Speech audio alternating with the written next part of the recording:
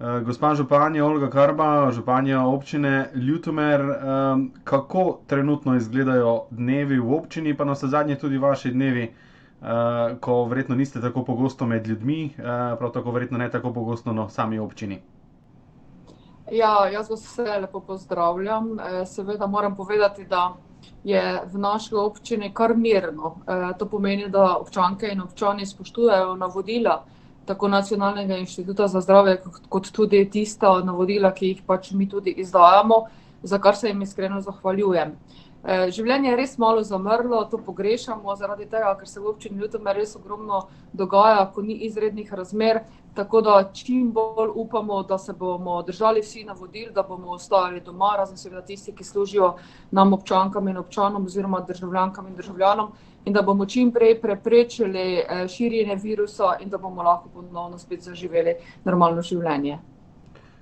Kaj so bili pravzaprav tisti prvi koraki, ki ste jih kot občina naredili?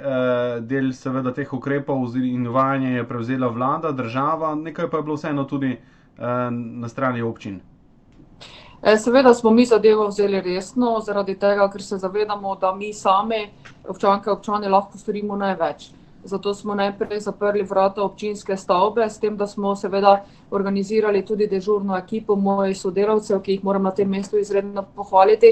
Vsak dan se konferenčno slišimo, vzpostavili smo delovanje občinske uprave na daljavo, tudi moji sodelavci so vsi na razpolago, tako da se nujne zadeve vseeno odvijajo nemoteno, tisto, kar seveda rabijo naše občanke in občane. Pozivala bi, da naj čim več komunicira elektronsko, zaradi tega, ker je temu lažje slediti.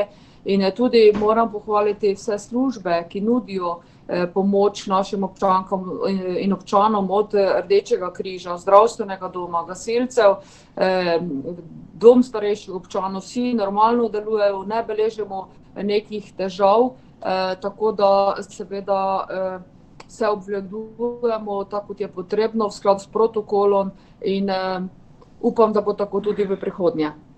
Koliko je bilo... Naslednji ukrep, če dovolite, naslednji ukrep je seveda bil tudi zaprtje vseh javnih površin oziroma vse športne infrastrukture, tudi igral. Hvala lepa občanom, da se tega ukrepa tudi držijo.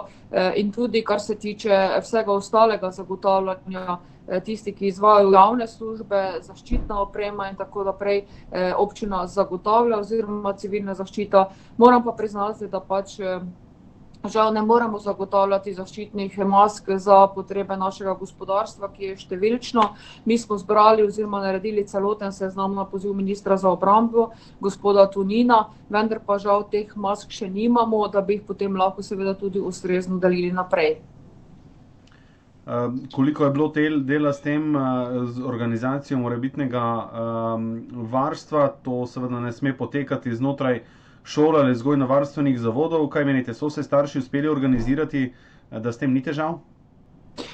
Takoj, ko je dejansko ukrep vlade bil, da se tam prej pozivali, da naj res zaprejo šole, sestali smo se tudi z aktivom ravnateljev, se pravi z vsemi ravnatelji, in tudi povzeli določene ukrepe. Jaz moram povedati, da se res lahko zahvalimo našim učiteljem in seveda tudi otrokom, kajti oni res zelo dobro spremljajo, to so vešči te elektronske komunikacije, in ta pouk, ki ga jaz sledim, seveda poteka nemoteno, in tudi otroci so zelo navdušeni, da pač lahko delajo tudi od doma, nekateri seveda pogrešajo družbo, ampak seveda moram pohvaliti predvsem tiste učitelje, ki zelo spodbudno nagovarjajo prek elektronske pošte ali drugih sodobnih komunikacijskih sredstev naše učence in jih spodbujajo k učenju, in verjamem, da se da nadaljavo tudi marsikaj uspeti.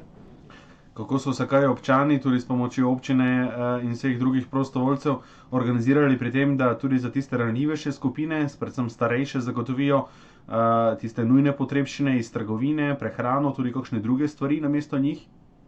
To pri nas poteka res nemoteno, tako da res iskrena zahvala Rdečemu križu, Centru za socialno delo, tudi prostovoljcem, ki so se sami javili, da pomagajo oskrbo predvsem na domu, tudi ranljivim skupinam, tudi Mladinskemu centru Prlekija, vsem dejansko, ki so se vključili aktivno, ki dostajajo hrano tistim, ki pač tega ne morejo uspeti.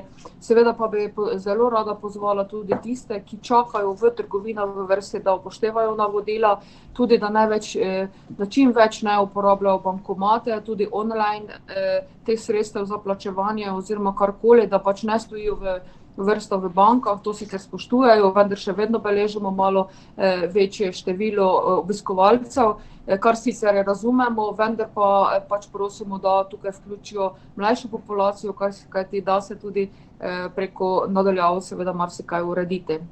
Poleg tega, če se ne motim, ste pripravili, pa tudi sami objavili seznam lokalnih ponudnikov, torej da ne bi bilo za vsako potrebščino potrebno oditi v trgovino, marsikaj se da dobiti tudi na domačih, zelo bližnjih kmetijah. Hvala lepa, da ste to izpostavili, sem zelo vesela. Namreč ti ukrepe, ki prihajajo z vlade, seveda mi tudi v lokalni skupnosti zelo proučimo in tudi sledimo temu, kar nam lokalni ponudniki sporočajo. Žal nismo preveč naklonjeni, da bi aktivirali nazaj stojnico. Stojnico smo dejansko zaprli zaradi tega oziroma pač onemogočili uporabo, predvsem iz razloga varnosti, da se ne bi tam zbiralo veliko število ljudi. So pa nas seveda lokalni ponudniki opozorili oziroma nas spodbudili k temu, da objavimo to, da se seveda naši ljudje obračajo na same lokalne ponudnike in se z njimi tudi dogovorijo o morebitni dostavi na dom. Jaz mislim, da je ta ukrep dosti boljši, kot pa recimo, da bi se zbirali na stojnicah. Zato res apel vsem tistim, ki bi seveda iskali hrano in tudi tisto, kar smo objavili na spletnih omrežjih, da se konkretno obrnejo na lokalne ponudnike. Povejte nam še zadnje vprašanje, gospa županja. Takšni ali drugačni ukrepi se zagotovo ne bodo končali v kratkem, trajali bodo še kar nekaj časa. Kakšen izziv je pravzaprav to? Ne samo za skupnost, tudi za vsakega posameznika. To je neka preizkušnja, v kateri še nihče izmed nas ni bil. Veste, nisem si predstavljala, da bomo doživeli to preizkušnjo, ampak izjemno priložnost imamo, da se vsak malo ustavi, se zamisli. Mislim, da je to priložnost, da se povežemo, da tudi ugotovimo, da smo odvisni en od drugega in da si pomagamo. Tukaj res lahko tudi lokalna skupnost ljudem pomaga, zato smo odprti za vse pobude, predloge in enostavno veliko je odvisno od nas samih. In želim si, da ne bi bilo recimo nekih sedaj nenormalnih zahtev strani političnih strank, da bi vsi nekako stremeli k temu, da pomagamo tistim, ki so pomoči potrebni, da tudi sprejmemo na nivoju lokalne skupnosti določene ukrepe, da bomo pomagali tistim, ki res skozi vso leto težko predelajo hrano, neke lokalne specialitete, na katere smo vsi ponosni, pa jih mogoče premalo koristimo, in da tudi pomagamo našim obrtnikom, podjetnikom, da se dejansko povežemo in si en drugemu pomagamo. To je naše poslanstvo in po eni strani ne da bi si želela to situacijo, ampak mogoče pa se je morala zgoditi, kajti mogoče smo res bili v zadnjem času preveč nestrpni, preveč kriticizma je prevladovalo. Dejstvo je, da delamo za ljudi in tudi moramo prisluhniti in si en drugemu pomagati. Gospa županja, najlepša hvala za ta pogovor. Srečno in zdravo vam želimo v Ljutomer. Hvala lepa, tudi jaz vam želim, da ostanete zdravi, da spoštujemo res navodila in da se čim prej vrnemo v normalno življenje. Hvala lepa tudi vam.